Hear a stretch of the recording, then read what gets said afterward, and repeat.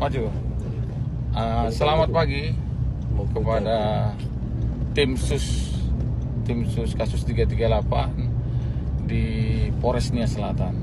Ya, pagi ini kita berhasil tangkap kasus 338 terhadap korban seorang pelajar atas nama Terima Kasih Laya, ya, yang dibunuh sekitar desa Koko pada tanggal 29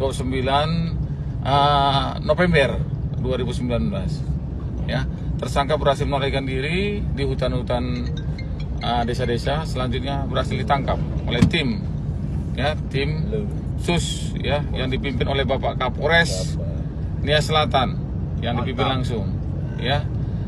Yang selanjutnya pada saat penangkapan dipimpin oleh Kasat Reskrim, ya, Kasat Reskrim Polres Nia Selatan, dan Kasat Sabara Polres Nia Selatan, ya, beserta anggota Reskrim dan Sabara. Berikut juga anggota Polsek Gomo, anggota Polsek Lausa, ya, bergabung seluruhnya.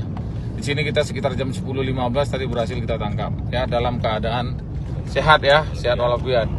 Walaupun perbuatan tersangka keji, kita namun tetap humanis kepada masyarakat. Bravo Polri, selamat pagi, ya, sukses selalu. Mudah-mudahan penegakan hukum di Indonesia tetap berjalan dengan baik. Terima kasih, selamat pagi.